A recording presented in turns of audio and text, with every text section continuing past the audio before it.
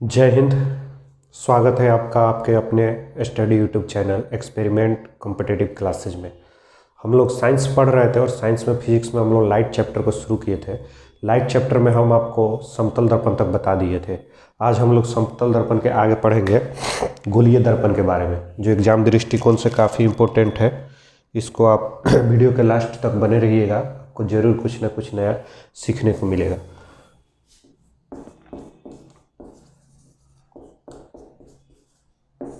Physics में हम लोग लाइट चैप्टर शुरू किए थे। लाइट चैप्टर में हम आपको समतल दर्पण तक बता दिए थे। आज हम लोग बहुत ही इम्पोर्टेंट चैप्टर गोलीय दर्पण के बारे में पढ़ेंगे। Spherical mirror. एग्जाम में काफ़ी मात्रा में क्वेश्चन पूछता है इससे।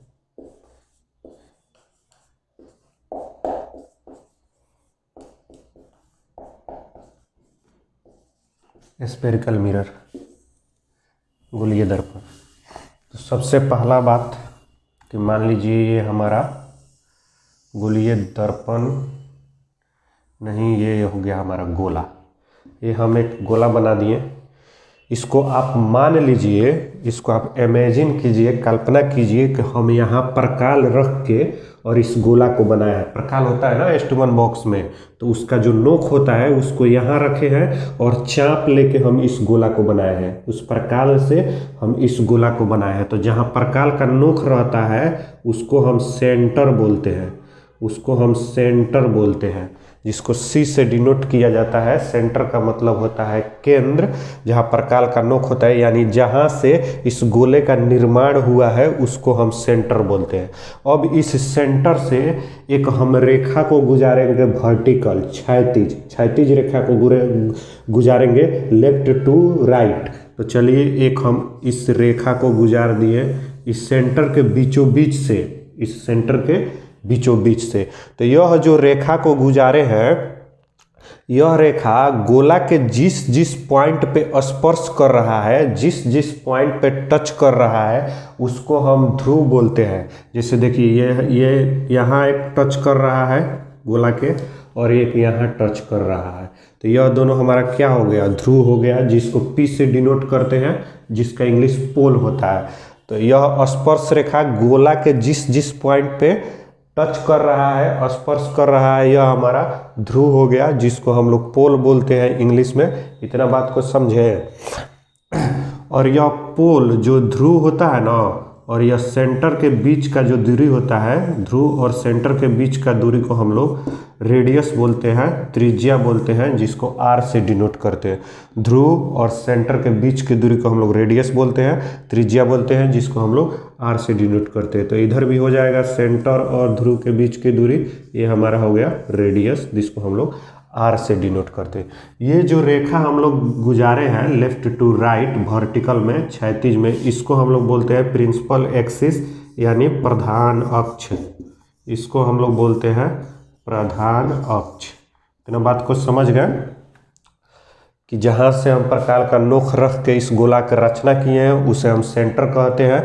और इसके बीचों बीच, सेंटर के बीचों बीच एक हम vertical line left to right खींचे हैं, इस लाइन को हम लोग प्रधान अक्ष बोलते हैं, प्रिंसिपल एक्सिस। और यह लाइन जहाँ जहाँ गोले के स्पर्श में है, जहाँ जहाँ टच किया, उस टचिंग पॉइंट को हम लोग पोल बोलते हैं, यानी ध्रुव बोलते हैं। इतना बात को समझे।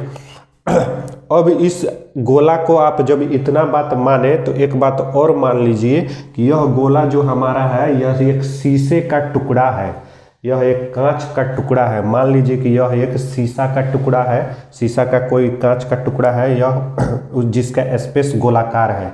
इस कांच के टुकड़े को अब बीचों बीच हम बांट देंगे, ऊपर से नीचे बीचों बीच हम इसको बांट देंगे। तो मान लीजिए हम इसको बीचों बीच बांट दिए दो पार्ट में, दो पार्ट में हो गया। ये बीचों बीच हम इसको दो पार्ट में बांट दिए, बीचों बीच बांट दिए। तो यहाँ जो सेंटर बना हुआ था, जिससे गोला का यह रचना हुआ था, यह सेंटर भी दो पार्ट में बट गया। सेंटर के बीचों बीच से हम बांटे हैं, तो यह सेंटर भी दो पार्ट में बट गया। तो जिस सेंटर से गोला का रचना हुआ था, वह सेंटर अब सेंटर नहीं रहा और यह जो गोला था यह अब गोला नहीं रहा, यह अब कर्व हो गया। यह देखिए यह कर्व हो गया, यह वक्र हो गया, यह कर्व हो गया, यानी गोला के पार्ट दो पार्ट हो गया तो यह दोनों पार्ट कर्व हो गया। उसी तरह यह सेंटर का दो पार्ट हो गया तो सेंटर अब सेंटर नहीं रहा, वह कार्वेचर हो गया। इंग्लिश में उसको हिंदी में उसको वक्रता बोलते हैं। यह सेंटर नहीं रहा, कार्वेचर हो गया। तो यह हो गया कार्वेचर, यह भी हो गया कार्वेचर। समझ में आया कि अगर सेंटर है तो उससे गोला का रचना हो रहा है, अगर कार्वेचर है तो उससे कर्व का रचना हो रहा है। तो यह हो गया कार्वेचर। तो अब जब भी हम लोग बोलेंगे तो सेंटर नहीं बोलेंगे, अब बोलेंगे कार्वेचर ऑफ सेंटर, यानी वक्रता केंद्र। कार्वेचर ऑफ सेंटर यानी वक्रता केंद्र। उसी तरह यह जो रेडियस था यह कार्वेचर से बट गया तो अब इसको हम लोग बोलेंगे कार्वेचर ऑफ रेडियस, यानी वक्रता त्रिज्या। इतना बात को समझे। फिर से एक बार, यह हो गया कार्वेचर ऑफ सेंटर यानी वक्रता केंद्र, और कार्वेचर ऑफ सेंटर से लेकर पोल तक की दूरी को हम लोग कार्वेचर ऑफ रेडियस बोलेंगे, यानी वक्रता त्रिज्या बोलेंगे। और यह पोल हो गया हमारा, ध्रुव हो गया, और यह प्रधान अक्ष हो गया। इसी तरह इधर भी होगा, यह curvature of centre, curvature of radius, यह पोल और यह मेरा प्रधान अक्ष। अब जो यह हम गोला को दो पार्ट में बांटे हैं, एक पार्ट यह हो गया, एक पार्ट यह हो गया। इस दोनों पार्ट को, यह शीशा का हम बताए थे कि आप मान लीजिए शीशा का है, कांच का है, तो इस कांच के दोनों टुकड़े को दाहिने साइड में हम सिल्वर नाइट्रेट का परत चढ़ा देते हैं। कांच का ये दोनों टुकड़ा है, इसके दाहिने साइड में, लेफ्ट साइड में नहीं, राइट साइड में सिल्वर नाइट्रेट का हम लेप लगा देते हैं। तो चलिए पहले इसमें देखिए, तो इसका दाहिने साइड ये होगा, ये लेफ्ट है, ये राइट है, तो इसमें हम लोग सिल्वर नाइट्रेट का ऐसे परत चढ़ा दिए।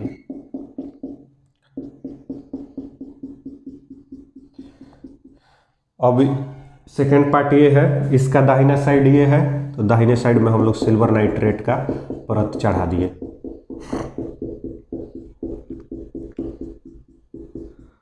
अब देखिए, अब जो ये मेरा कांच था, ये जो मेरा शीशा था, अब उसके दाहिने साइड में हम सिल्वर नाइट्रेट का परत चढ़ा दिए, लेप चढ़ा दिए, तो ये कांच अब हमारा दर्पण हो गया। बताए थे समतल दर्पण में कि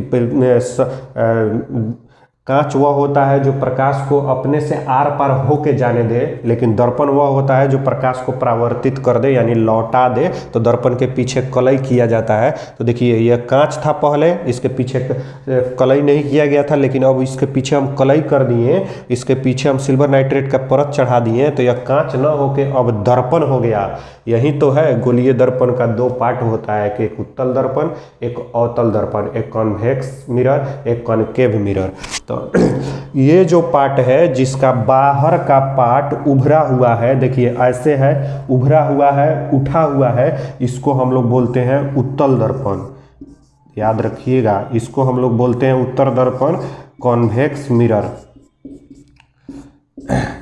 यानी वैसा दर्पण जिसका बाहरी पार्ट उभरा हुआ हो, उठा हुआ हो, इसका परावर्तक सतह, यह जो हमारा होता है, यह परावर्तक सतह होता है। इसी पे प्रकाश की कोई किरण आएगी और यहाँ से परावर्तित होकर वापस लौटेगी, तो इसको हम लोग बोलते हैं परावर्तक सतह।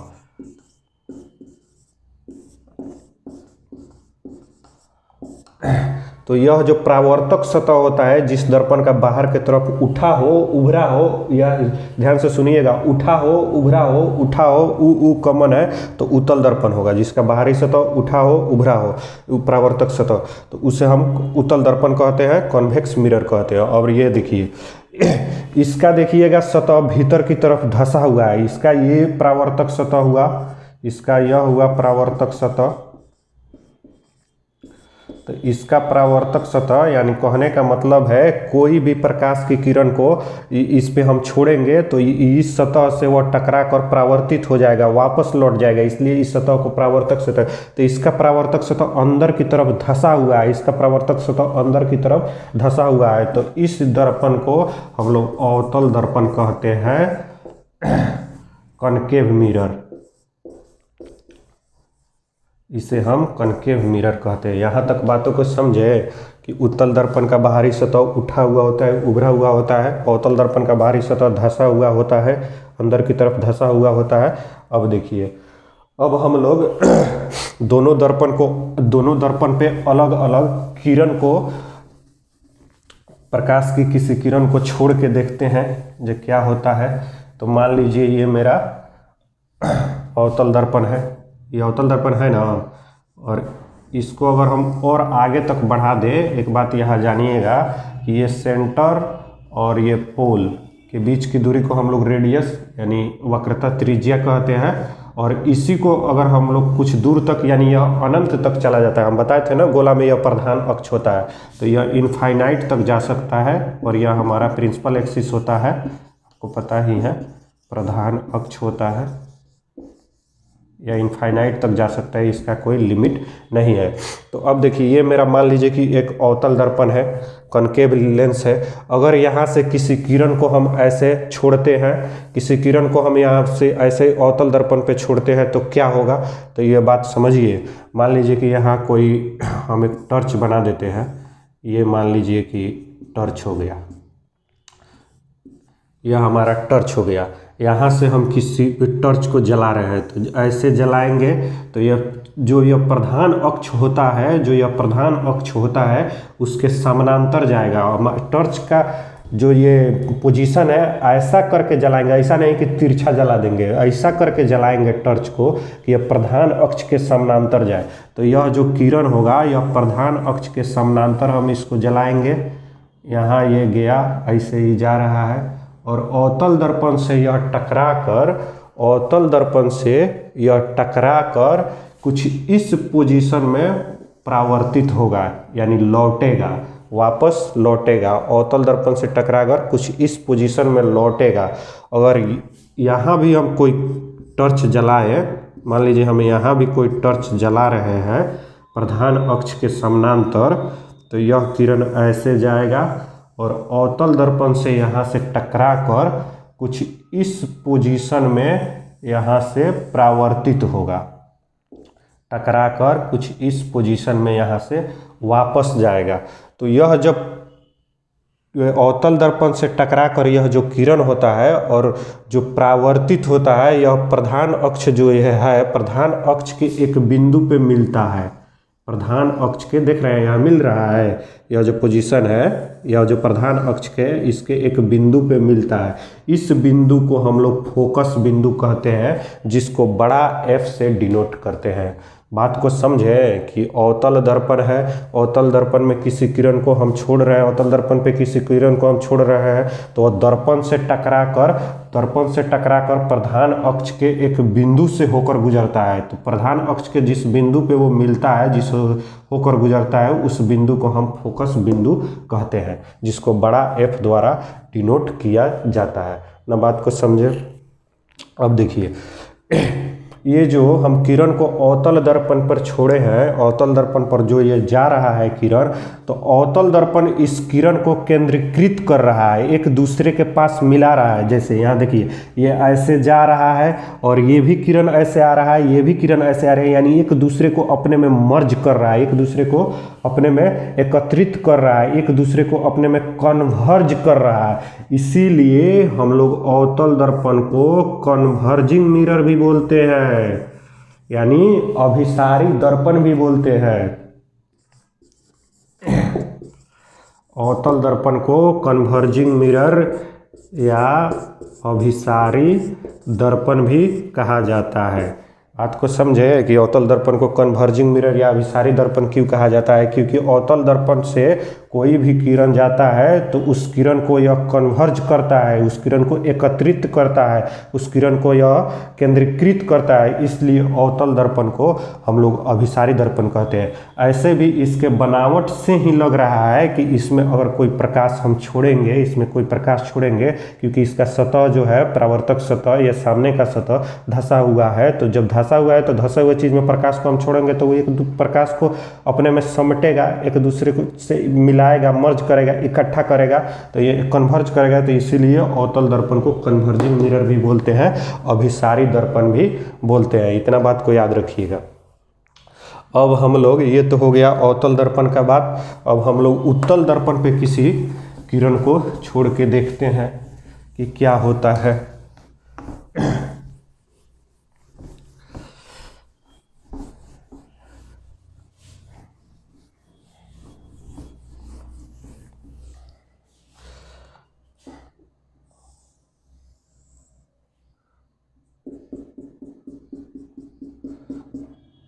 ये हमारा हो गया उत्तल दर्पण, इसका बाहरी सतह उठा हुआ है, इसका बाहरी सतह उभरा हुआ है।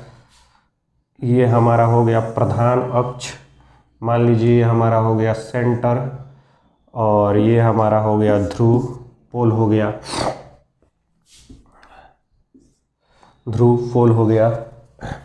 अब इधर से थोड़ी किरण को छोड़ेंगे, इधर से तो लेप कर दिया गया है, ये तो दर्पण का अपोजिट साइड है, उत्तल दर्पण का अपोजिट साइड है। प्रधान अक्ष इनफाइनाइट हो सकता है, अनंत हो सकता है, तो मान लीजिए यह यहाँ तक है। तो प्रधान अक्ष के समानांतर हम यहाँ से एक टॉर्च जलाएं, हम ऐसे यहाँ से एक टॉर्च जलाएं, तो यहाँ से जो प्रकाश निकलेगा, यहाँ से जो किरण जाएगा, तो यह दर्पण से टकरा कर, यहाँ से जो किरण जाएगा, मान लीजिए यहाँ भी हम एक टॉर्च जलाएं, तो यहाँ से जो किरण जाएगा यह दर्पण से टकरा कर यह बाहर की तरफ भागेगा, यानी उभरेगा, बाहर की तरफ निकलेगा। यह दर्पण से टकरा कर कुछ इस पोजीशन में परावर्तित होगा, यानी दर्पण से टकराकर कुछ इस पोजीशन में बाहर की तरफ निकलेगा। जैसे देखिए, ऐसे इसके बनावट से ही पता चल रहा है कि अगर कोई इस स्पेस का हो जिसका सतह उभरा हुआ हो, तो यहाँ कोई भी चीज़ हम छोड़ेंगे, कोई भी किरण छोड़ेंगे, तो उससे परावर्तित होकर वह बाहर की तरह निकलेगा, वह बाहर की तरह भागेगा। तो उत्तल दर्पण पे वही है कि उत्तल दर्पण पे कोई हम किरण को छोड़ते हैं तो किरण को वह डाइवर्ट करता है, वह किरण को बाहर की तरफ निकालता है, बाहर की तरफ उसको भगाता है, बाहर की तरफ उभार देता है। जैसे इसका सतह उभरा हुआ है तो यह बाहर की तरफ उभार देता है, इस किरण को बाहर की तरफ डाइवर्ट करता है। इसलिए हम लोग उत्तल दर्पण को डाइवर्जिंग मिरर भी कहते हैं, अपसारी दर्पण कहते हैं, हिंदी में इसको हम लोग अपसारी बोलते हैं। इतना बात को समझ गए, इसको हम डाइवर्जिंग मिरर क्यों बोलते हैं? क्योंकि उत्तल दर्पण पे कोई हम प्रकाश की किरण छोड़ते हैं तो प्रकाश की किरण को डाइवर्ट करता है, दूर भगाता है, उसको उभार देता है, इसलिए हम इसको डाइवर्जिंग मिरर कहते हैं, अपसारी दर्पण कहते हैं। अब देखिए, इसके फोकस बिंदु की बात की तो जब हम प्रकाश की किरण को ऐसे छोड़े, अवतल दर्पण पे ऐसे, उत्तल दर्पण पे ऐसे हम छोड़े, तो यह तो प्रकाश की किरण को बाहर की तरफ निकाल दिया, डाइवर्ट कर दिया। लेकिन जब हम अपनी आंखों से देखेंगे तो ऐसा प्रतीत होगा कि यह प्रकाश का किरण दर्पण के पीछे कुछ इस तरह मिलता हुआ प्रतीत होगा हमें, यहाँ प्रधान अक्ष के एक बिंदु पे कुछ इस तरह मिलता हुआ प्रतीत होगा। जब हम अपनी आंखों से इस किरण को देंगे प्रतीत होगा, तो यह तो रियल में डाइवर्ट हो जा रहा है ना, लेकिन हम जब देखेंगे तो कुछ इस तरह यह दर्पण के पीछे मिलता हुआ प्रतीत होगा। तो प्रधान अक्ष के जिस इस बिंदु पे दर्पण के पीछे मिलता हुआ प्रतीत होगा, इसे हम लोग फोकस बिंदु कहते हैं, जिसे हम लोग बड़ा F द्वारा डिनोट करते हैं। तो आप समझ गए कि अवतल दर्पण में फोकस बिंदु का स्थिति कहाँ होता है और उत्तल दर्पण में फोकस बिंदु का स्थिति कहाँ होता है। अब आप एग्जाम में जाइएगा तो आपके दिमाग से यह डिलीट हो जाएगा कि अवतल दर्पण को अभिसारी दर्पण कहते हैं कि उत्तल दर्पण को अपसारी दर्पण कहते हैं। आप कंफ्यूजन में पड़ जाइएगा, आपको समझ में नहीं आएगा किसको क्या कहते हैं। तो एक जुगाड़ है, एक ट्रिक है, याद रखिएगा, उससे आपको एग्ज़ाम में काफ़ी हेल्प मिलेगा। ऐसे ये कोई कंसेप्ट नहीं है, ये सिर्फ ट्रिक है, एग्ज़ाम में किसी तरह क्वेश्चन बन जाए इसलिए। तो देखिए, जैसे है अवतल और एक क्या है उत्तल, और यहाँ एक है अभिसारी और एक है अपसारी। तो यहाँ देखिए, अ दोनों कॉमन है, सारी दोनों कॉमन है, भ इसमें और प इसमें। ये दोनों इससे ऑड है। अ कॉमन है, सारी सारी कॉमन है, भ और प दोनों ऑड है।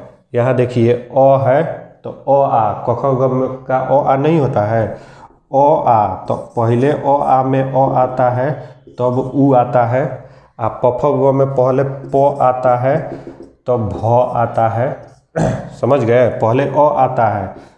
इसमें देखिए पहले अ आएगा तब उ आएगा, और इसमें देखिए पहले प आएगा तब भ आएगा। अब इस दोनों को एक दूसरे में रिवर्स कर दीजिए, एक दूसरे में मर्ज कर दीजिए, यानी अ का संबंध भ से, उ का संबंध प से। तो अ का संबंध भ से और उ का संबंध प से, अ का संबंध भ से, उ का संबंध प से। तो इतने से याद रहेगा आपको कि यह हो गया अभिसारी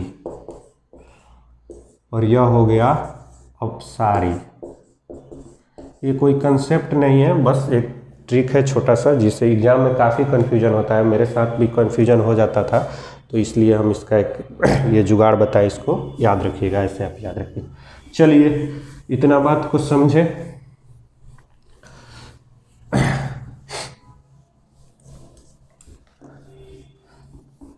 कुछ और बेसिक बात,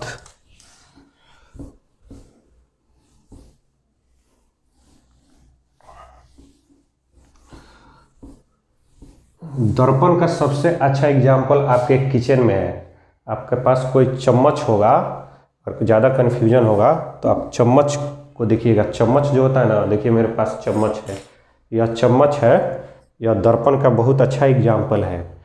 ये देखिए, ये जो पार्ट है ये धंसा हुआ है, ये जो पार्ट है ये धंसा हुआ है, और देखिए स्पेरिकल है, धंसा हुआ है, और ये पार्ट धंसा हुआ है और यह स्पेरिकल है। तो यह जो है समझ जाइए कि अवतल दर्पण है, यह अवतल दर्पण है। और इसी को अपोजिट कर दीजिए तो यह पार्ट उठा हुआ है, उभरा हुआ है, तो यह उत्तल दर्पण है। इतना ही से समझिएगा। तो चलिए, ये मान लीजिए मेरा, हम यहाँ अवतल दर्पण बनाते हैं। कुछ और बेसिक बात है, पॉइंट है। यह हमारा अवतल दर्पण हो गया, यह हमारा प्रिंसिपल एक्सिस हो गया, प्रधान अक्ष हो गया। मान लीजिए यहाँ मेरा सेंटर है, यह हमारा पोल हो गया, हमारा पोल हो गया, अपना बात को समझ गए। और यह हमारा फोकस बिंदु हो गया। प्रधान अक्ष और ये इस वक्रता केंद्र और ध्रुव के बीच में ही फोकस बिंदु जब भी बनेगा, वक्रता केंद्र और ध्रुव के बीच में ही फोकस बिंदु बनता है। तो यह हमारा फोकस बिंदु हो गया। तो यह फोकस बिंदु और ध्रुव के बीच का यह जो दूरी होता है, ध्रुव के बीच का यह जो दूरी होता है, इसे हम लोग फोकस दूरी कहते हैं, जिसको छोटा f से हम लोग डिनोट करते हैं। फोकस बिंदु और दर्पण के बीच के दूरी को हम लोग या ध्रुव कहिए या दर्पण कहिए, ध्रुव तो यही ना है, दर्पण पे ना है। तो फोकस बिंदु और ध्रुव के बीच की दूरी को, ये जो डिस्टेंस होता है, ये जो डिस्टेंस होता है, इसको हम लोग फोकस दूरी कहते हैं। दोनों में अंतर है, यह फोकस बिंदु है और यह फोकस दूरी है, इसलिए इसको बड़ा एफ से डिनोट किया है, इसको छोटा एफ से डिनोट किया है। तो फोकस बिंदु और ध्रुव के बीच की दूरी को हम लोग फोकस दूरी कहते हैं। इसको हम लोग लिख देते हैं हिंदी में, फोकस दूरी। और हम बताए थे आपको, गोला में ही हम बताए थे, चाहे जब दर्पण बताए तभी बताए हैं कि वक्रता केंद्र और ध्रुव के बीच यानी दर्पण के बीच की दूरी को हम लोग वक्रता त्रिज्या कहते हैं। वक्रता केंद्र और दर्पण के बीच की दूरी को हम लोग वक्रता त्रिज्या कहते हैं। इस दोनों में एक संबंध है, वक्रता त्रिज्या और फोकस दूरी में एक रिलेशन है। अब रिलेशन क्या है कि फोकस दूरी जब भी होता है वक्रता त्रिज्या का आधा होता है, या इस ऐसे समझिए कि वक्रता त्रिज्या जो होता है वह फोकस दूरी का दुगुना होता है। यानी यहाँ से यहाँ अगर 10 मीटर होगा, अगर 10 मीटर होगा तो यहाँ यह 5 मीटर होगा। यानी फोकस दूरी वक्रता त्रिज्या का हमेशा आधा होता है। यानी फोकस दूरी जो होता है वक्रता त्रिज्या का आधा होता है। एक फार्मूला होता है F बराबर R/2, यानी फोकस दूरी वक्रता त्रिज्या का आधा होता है। इसको एग्जाम्पल से समझिएगा। एक क्वेश्चन हम बता देते हैं कि 50 सेंटीमीटर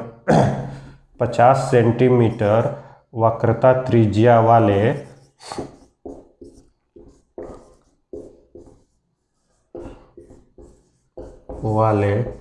वस्तु का फोकस दूरी कितना होगा। 50 सेंटीमीटर वक्रता त्रिज्या वाले वस्तु का फोकस दूरी कितना होगा। एग्जाम में पूछता है इस टाइप का क्वेश्चन, तो ये फार्मूला याद रहेगा तभी ना बनेगा। तो हम लोग जानते हैं कि फोकस दूरी बराबर वक्रता त्रिज्या बटा 2 होता है, F बराबर R/2 होता है। तो यहाँ दे दिया है वक्रता त्रिज्या 50/2 करेंगे यानी 25 सेंटीमीटर। यह सेंटीमीटर में है तो सेंटीमीटर में है। इतना बात को समझ गए। अब हम लोग पढ़ेंगे प्रतिबिंब के बारे में। पहले हम लोग पढ़ेंगे अवतल दर्पण में बने प्रतिबिंब के बारे में हम लोग पढ़ेंगे। चलिए इसी फिगर से हम देखते हैं। सबको पहले एक बार क्लीन कर दें।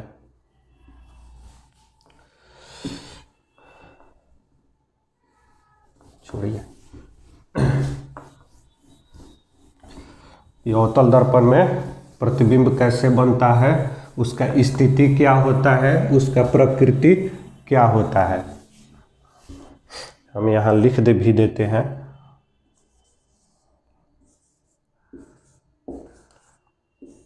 अवतल दर्पण में बने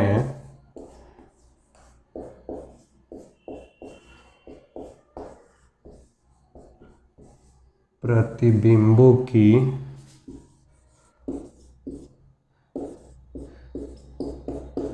स्थिति और प्रकृति। अवतल दर्पण में बने प्रतिबिंबों की स्थिति और प्रकृति के बारे में हम लोग पढ़ेंगे। तो यह हमारा हो गया कौन सा दर्पण, यह हमारा हो गया कुछ इस टाइप का अवतल दर्पण। इसके दाहिने साइड को हम कलई कर देंगे, अंदर का पार्ट धंसा हुआ रहता है। यह हमारा हो गया प्रिंसिपल एक्सिस हो गया, जो यह अनंत तक भी हो सकता है। यह हमारा हो गया सेंटर, यह हमारा हो गया फोकस बिंदु। इतना बात को समझे। यह हमारा क्या हो गया, प्रिंसिपल एक्सिस अनंत तक हो सकता है, तो यह मेरा अनंत हो गया, इनफाइनाइट हो गया। यह मेरा सेंटर हो गया, कर्वेचर ऑफ सेंटर वक्रता केंद्र हो गया। यह हमारा फोकस बिंदु हो गया, यह हमारा पोल हो गया, ध्रुव हो गया। अब एक बात को आप जानिएगा कि अवतल दर्पण में जैसे जैसे वस्तु दर्पण की ओर बढ़ता है, जैसे जैसे वस्तु दर्पण की ओर बढ़ता है, उसका प्रतिबिंब दर्पण से दूर होते जाता है। अवतल दर्पण में जैसे जैसे वस्तु दर्पण की ओर बढ़ता है, दर्पण की तरफ बढ़ता है, उसका प्रतिबिंब दर्पण से दूर होते जाता है, दर्पण से दूर होते जाता है। इतना बात को समझें। और वस्तु जब भी रखते हम प्रधान अक्ष के ऊपर रखते हैं, चाहे कोई भी दर्पण हो, वस्तु जब भी रखेंगे हम, यह प्रधान अक्ष है, प्रिंसिपल एक्सिस है, इसके ऊपर ही रखते हैं। प्रिंसिपल एक्सिस के ऊपर ही रखते हैं, दर्पण के सामने रखते हैं। ये नहीं कि वस्तु दर्पण के पीछे कैसे आप वस्तु को रख दीजिएगा तो उसका प्रतिबिंब बनेगा कैसे। तो इतना बात को समझे ना कि जैसे जैसे प्रतिबिंब दर्पण की ओर बढ़ता है, प्रतिबिंब यहाँ बोल दिए, जैसे जैसे वस्तु अवतल दर्पण की ओर बढ़ेगा, उसका प्रतिबिंब दर्पण से दूर होते जाएगा, और वस्तु को हमेशा प्रिंसिपल एक्सिस प्रधान अक्ष के ऊपर ही रखते हैं। अब एक बात आप लगाइए, दिमाग लगाइए कि इस लाइन पर हम कितने प्रकार से वस्तु को रख सकते हैं। इस लाइन पर हम कितने टाइप से वस्तु को रख सकते हैं, यहाँ से लेके यहाँ तक कितने टाइप से हम वस्तु को रख सकते हैं। थोड़ा दिमाग लगाइए, यहाँ से लेके हम यहाँ तक कितने प्रकार के वस्तु को, कितने प्रकार से हम वस्तु को रख सकते हैं। तो चलिए, एक बार हम वस्तु को यहाँ रख सकते हैं, यानी एक बार वस्तु को हम अनंत पे रख सकते हैं। ये मान लीजिए मेरा वस्तु है इनफाइनाइट अनंत पे है। एक बार हम वस्तु को इनफाइनाइट और केंद्र के बीच में रख सकते हैं। एक बार हम वस्तु को यहाँ रख दिए इनफाइनाइट और केंद्र के बीच में। एक बार हम वस्तु को केंद्र पर रख सकते हैं। एक बार हम वस्तु को केंद्र पर रख दिए, यहाँ रख दिए। एक बार हम वस्तु को केंद्र और फोकस के बीच में रख सकते हैं। एक बार हम वस्तु को केंद्र और फोकस के बीच में रख दिए। एक बार हम वस्तु को फोकस पे रख सकते हैं। एक बार हम वस्तु को यहाँ फोकस पे रख दिए। एक बार हम वस्तु को फोकस और ध्रुव के बीच में रख सकते हैं। तो चलिए, हम एक वस्तु को यहाँ रख सकते हैं। इससे ज़्यादा हम वस्तु के इस पोजीशन पे नहीं रख सकते। जब भी रखेंगे तो वस्तु को इसी पोजीशन पे रखेंगे। एक बार इनफाइनाइट पे, एक बार इनफाइनाइट और कर्वेचर ऑफ सेंटर के बीच में, एक बार कर्वेचर ऑफ सेंटर पे, एक बार कर्वेचर और फोकस के बीच में, एक बार फोकस पे, एक बार फोकस और पोल के बीच में रख सकते हैं। तो हमने बताया था कि वस्तु जैसे जैसे अवतल दर्पण की ओर बढ़ता है तो उसका प्रतिबिंब दर्पण से दूर होते जाता है। उसका प्रतिबिंब जो होता है वह दर्पण से दूर होते जाता है। तो पहले इस वस्तु के बारे में सोचिए, इस वस्तु के बारे में जानिए। जैसे इसको हम एक नंबर मान लिए, पहला वस्तु के बारे में। तो यह इनफाइनाइट है, तो इसका प्रतिबिंब पहले बनेगा अवतल दर्पण में। अगर वस्तु इनफाइनाइट पे हो तो उसका प्रतिबिंब दर्पण के सबसे नज़दीक बनेगा। इस बात को समझें कि जो वस्तु जितने दूर पे होगा, हम बोले थे ना कि जैसे जैसे वस्तु को हम दर्पण के नज़दीक लाएंगे प्रतिबिंब उसका दूर होते जाएगा। यानी कहने का मतलब ये है कि जो वस्तु जितना दूर पर होगा दर्पण से, उसका प्रतिबिंब दर्पण के नज़दीक उतना ही बनेगा। तो यह वस्तु सबसे दूर है, इसमें सबसे दूर है, तो इसका प्रतिबिंब सब दर्पण के सबसे नज़दीक बनेगा। तो वह नज़दीकी हम लोग फोकस से स्टार्ट करते हैं, यहाँ से नहीं स्टार्ट कर दीजिएगा। इसके बारे में हम बताएंगे, क्योंकि यह फोकस और पोल के बीच की दूरी है, यानी हमारे आँख के बहुत नज़दीक की दूरी है। तो यह प्रतिबिंब दर्पण के आगे नहीं बन पाता है, यह दर्पण के पीछे बन जाता है, दर्पण के पीछे बन जाता है। तो यहाँ तक कि इस बात को समझे, यह हमारा फोकस बिंदु था। तो इनफाइनाइट पर कोई वस्तु हो तो सबसे पहले उसी का प्रतिबिंब हमें दिखेगा। तो उसका प्रतिबिंब जो बनेगा वह फोकस पे बनेगा। तो मान लीजिए एक नंबर का प्रतिबिंब बन गया यहाँ फोकस पे, इसको एक नंबर हम मान लिए। अब देखिए, इनफाइनाइट सबसे दूर था, अब उसके नज़दीक, उसके बाद जो दर्पण का है, दर्पण से अगर हम लोग देखें तो सबसे दूर का ये वस्तु है, उसके बाद का वस्तु ये है। तो यह है इनफाइनाइट और कर्वेचर ऑफ सेंटर के बीच का वस्तु है। तो इसके बाद इसका प्रतिबिंब हमें दिखेगा। कोई वस्तु यहाँ है तो तब उसका प्रतिबिंब हम लोग मतलब दर्पण से अब दूर होते जाएंगे, ऐसे ऐसे होते जाएंगे। तो सबसे पहले यहाँ वस्तु था तो उसका प्रतिबिंब दिखा, तब वस्तु यहाँ आएगा, तब इसका प्रतिबिंब इसके बाद दिखेगा। जैसे जैसे वस्तु ऐसे बढ़ते जाएगा उसका प्रतिबिंब ऐसे ऐसे बढ़ते जाएगा। अब वस्तु सेंटर पे आया तो इसका प्रतिबिंब हमको दिखेगा। अब वस्तु सेंटर और फोकस के बीच में आया तब इसका प्रतिबिंब हमें दिखेगा। और वस्तु फोकस पे आया तब इसका प्रतिबिंब हमें दिखेगा। देखें, जैसे ये एक नंबर वस्तु है, ये 2 नंबर वस्तु है, तो 2 नंबर का प्रतिबिंब हमको यहाँ बना है, तो ये 2 नंबर है। ये 3 नंबर वस्तु है, 3 नंबर का प्रतिबिंब हमको यहाँ बना है, तो 3 नंबर वस्तु है। यह 4 नंबर वस्तु है, 4 नंबर का प्रतिबिंब यहाँ बना है, तो ये 4 नंबर है। यह 5 नंबर है, तो 5 नंबर का प्रतिबिंब यहाँ बना है, तो यह 5 नंबर है। और यह 6 नंबर जो होता है ये हमारे आँखों के काफ़ी करीब होता है, जिसको हम स्पष्ट तरीके से देख नहीं पाते हैं। तो इसका प्रतिबिंब दर्पण के पीछे बनता है, इसका प्रतिबिंब दर्पण के पीछे बनता है। इस ना बात को समझे कि जैसे जैसे वस्तु दर्पण की ओर बढ़ रहा है, प्रतिबिंब उसका दर्पण से दूर होते जा रहा है। अब इसको कैसे याद रखिएगा, इतना याद रखने की कोई ज़रूरत नहीं है। सिर्फ आप यह नंबरिंग याद रखिएगा। वस्तु ये जो है इसको हम लिख देते हैं, ये है मेरा वस्तु, और ये है प्रतिबिंब। ये है प्रतिबिंब। तो वस्तु को पहले रखिएगा लेफ्ट टू राइट, प्रतिबिंब राइट टू लेफ्ट। वस्तु लेफ्ट टू राइट, प्रतिबिंब राइट टू लेफ्ट। वस्तु लेफ्ट टू राइट, प्रतिबिंब राइट टू लेफ्ट। तो देखिए 1 number, 2 number, 3 number, 4 number, 5 number, 6 number. तो 1 number, 2 number, 3 number, 4 number, 5 number, 6 number. 1 number, 2 number, 3 number, 4 number, 5 number, 6 number. तो 1 number, 2 number, 3 number, 4 number, 5 number, 6 number. ऐसे आप घर पे जाकर प्रैक्टिस कीजिएगा, आपको ज़रूर ये प्रैक्टिस में आ जाएगा और आपको ये समझ में आ जाएगा। अब देखिए, जब वस्तु अनंत पे होता है, जब वस्तु अनंत पे होता है तो इसका प्रतिबिंब फोकस पे बनता है। यह प्रतिबिंब जो बनता है वस्तु के आकार से छोटा बनता है। वस्तु के आकार से यह प्रतिबिंब जो बनता है छोटा बनता है। जब वस्तु अनंत और कर्वेचर ऑफ सेंटर यानी वक्रता केंद्र के बीच में होता है, जो वस्तु अनंत और कर्वेचर ऑफ सेंटर के बीच में होता है तो इसका भी प्रतिबिंब वस्तु से छोटा बनता है। यानी यह दोनों जो हमारा बनता है यह वस्तु से छोटा बनता है। यह दोनों हमारा जो बनता है वस्तु से छोटा बनता है। जब वस्तु सेंटर पे होता है, केंद्र पे होता है, तो इसका प्रतिबिंब वस्तु के बराबर बनता है।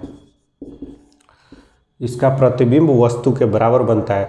और जब वस्तु सेंटर और फोकस के बीच में होता है, जब वस्तु सेंटर और फोकस के बीच में होता है यानी ये 4 नंबर, तो इसका प्रतिबिंब वस्तु से बड़ा बनता है। और जब वस्तु फोकस पे होता है, जब वस्तु फोकस पे होता है या 5 नंबर, तो उसका भी प्रतिबिंब वस्तु से बड़ा बनता है। यानी यह दोनों वस्तु से बड़ा बनता है। अब इसको कैसे याद रखिएगा, तो एक बार फिर से left right, left to right, right to left. 1 2 3 4 5 6, 1 2 3 4 5 6।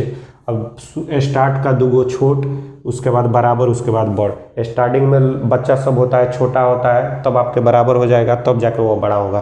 तो स्टार्टिंग वाला छोट, उसके बाद बराबर, तब बड़ा। स्टार्टिंग का 2 गो छोट, उसके बाद बराबर, उसके बाद बड़ा। स्टार्टिंग का 2 छोट, बीच का बराबर और लास्ट वाला 2 गो बड़ा।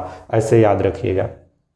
अब एक और बात यहाँ समझिए, यह जो प्रतिबिंब बना है यह दर्पण के आगे बना है। देखिए यह दर्पण के आगे बना है, यानी कहने का मतलब है इस प्रतिबिंब को हम अपनी आंखों से देख सकते हैं, इस प्रतिबिंब को हम पर्दे पर प्राप्त कर सकते हैं, इस प्रतिबिंब को हम कागज पर प्राप्त कर सकते हैं।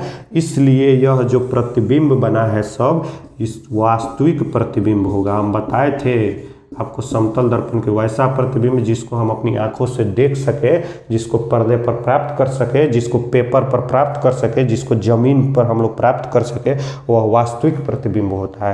तो यह वास्तविक प्रतिबिंब दर्पण के आगे बनता है, दर्पण के आगे बना हुआ है, इसलिए हम इसको देख सकते हैं। और वहाँ हम बताए थे कि वास्तविकता हमेशा उल्टा होती है, यानी वास्तविक प्रतिबिंब जहाँ भी बनेगा वह प्रतिबिंब उल्टा होगा। तो यह तो एक वास्तविक बनेगा, उसके बाद यह उल्टा प्रतिबिंब बनेगा। देखिए ना, दर्पण वस्तु से उल्टा है कि नहीं। यह वस्तु ऐसे रखा गया है, इसका प्रतिबिंब ऐसे बना है। यह वस्तु ऐसे रखा गया है, इसका प्रतिबिंब ऐसे बना है। वस्तु ऐसे रखा गया है, इसका प्रतिबिंब ऐसे बना है। तो वास्तविक होगा तो उल्टा होगा। इतना बात को समझ गए। और यह जो होगा 6 नंबर, यह दर्पण के पीछे बन रहा है। इस प्रतिबिंब को हम अपनी आंखों से नहीं देख सकते हैं, इसे पर्दे पर हम प्राप्त नहीं कर सकते हैं, इसे कागज पे हम प्राप्त नहीं कर सकते हैं।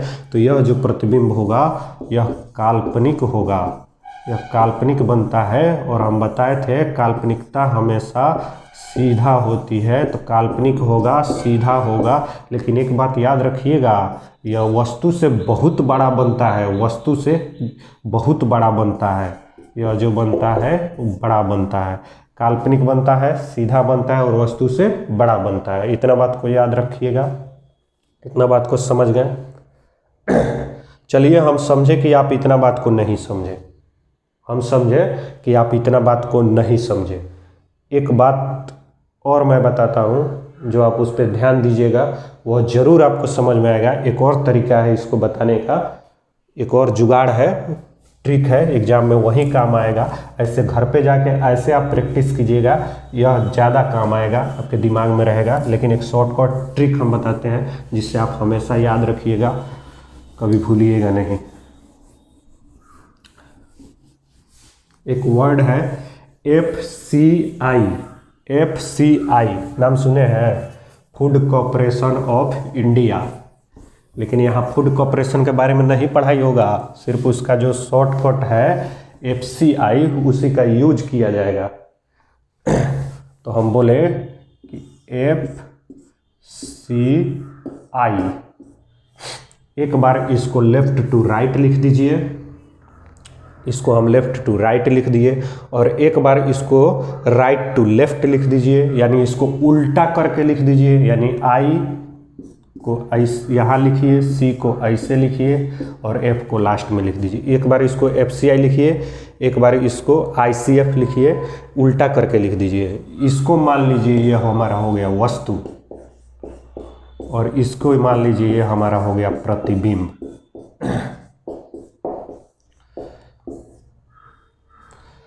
तो अब इसके बारे में समझिए कि जब वस्तु फोकस पे होगा, जब वस्तु फोकस पे होगा तो उसका प्रतिबिंब जो बनेगा I फॉर इनफाइनाइट यानी अनंत पे बनेगा। जब वस्तु फोकस पे होगा उसका प्रतिबिंब अनंत पे बनेगा। जब वस्तु कर्वेचर ऑफ सेंटर पे होगा यानी वक्रता केंद्र पर होगा तो उसका वस्तु वक्रता केंद्र, उसका प्रतिबिंब वक्रता केंद्र पर ही बनेगा।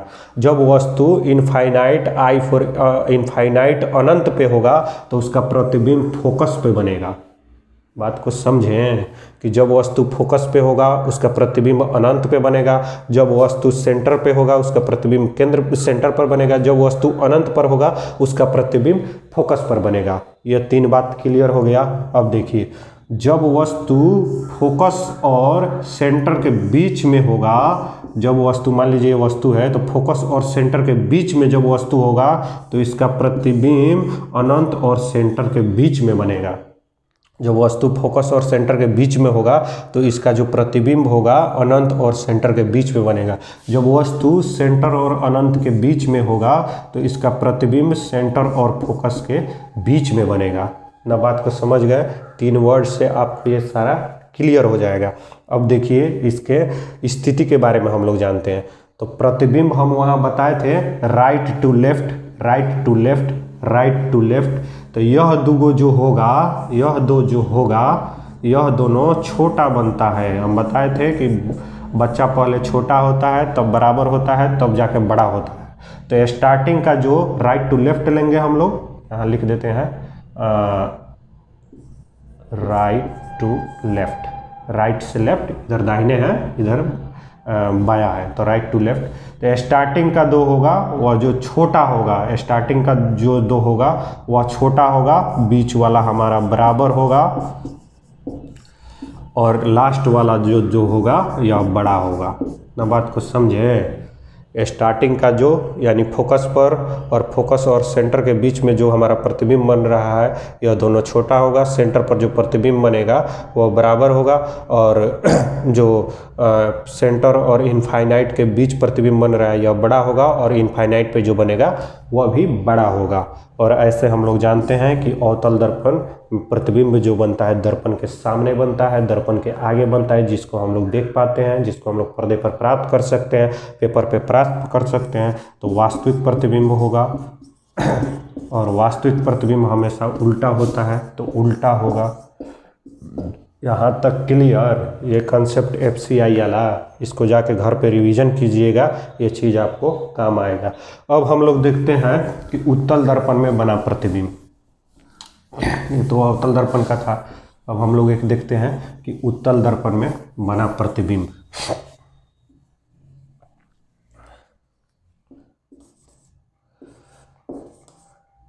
उत्तल दर्पण में बने प्रतिबिंब की स्थिति और प्रकृति। तो ये मेरा मान लीजिए, इसको हम लोग कलई कर दिए, यह प्रिंसिपल एक्सिस हो गया, यह सेंटर हो गया, यह F हो गया, यह P हो गया। इसको हम लोग प्रिंसिपल एक्सिस को इधर भी बढ़ा देंगे, वस्तु इधर थोड़े रखेंगे, वस्तु इधर रखेंगे। लेकिन एक बात याद रखिएगा, छोटा सा बात है, इसमें कुछ है नहीं।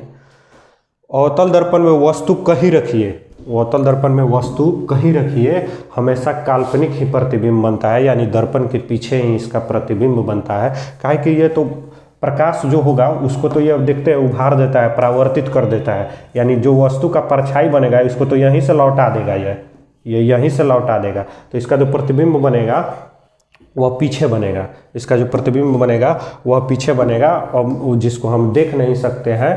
तो वो कैसा प्रतिबिंब होगा? काल्पनिक प्रतिबिंब बनेगा। इसका वस्तु की कहीं भी स्थिति हो, याद रखिएगा उत्तल दर्पण में वस्तु की किसी भी स्थिति के लिए वस्तु कहीं रखिए, हमेशा काल्पनिक ही प्रतिबिंब बनता है, काल्पनिक प्रतिबिंब बनता है। बताए थे काल्पनिकता हमेशा सीधा होती है, तो काल्पनिक जहाँ होगा सीधा होगा। लेकिन एक बात याद रखिएगा, यह वस्तु से जितना प्रतिबिंब बनेगा वह वस्तु से छोटा प्रतिबिंब बनेगा। जैसे अवतल दर्पण में 6 नंबर बताए थे कि काल्पनिक प्रतिबिंब बन रहा है, वस्तु के पीछा बन रहा है, तो अवतल दर्पण में बड़ा बना था, लेकिन यह जितना भी प्रतिबिंब बनेगा काल्पनिक बनेगा और वस्तु से छोटा बनेगा। न बात को समझें। अब आप कन्फ्यूजन में हो जाएंगे एग्जाम में, जो अवतल दर्पण में छोटा कि बड़ा, उत्तल दर्पण में छोटा कि बड़ा। आपसे क्वेश्चन में पूछ देगा कि अवतल दर्पण में दर्पण के पीछे जो प्रतिबिंब बनता है वह बड़ा बनता है कि छोटा बनता है, तो आप कन्फ्यूजन में हो जाइएगा।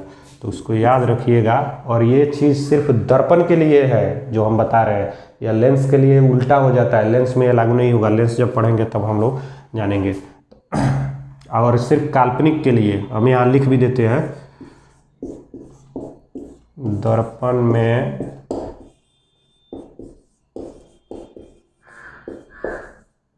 काल्पनिक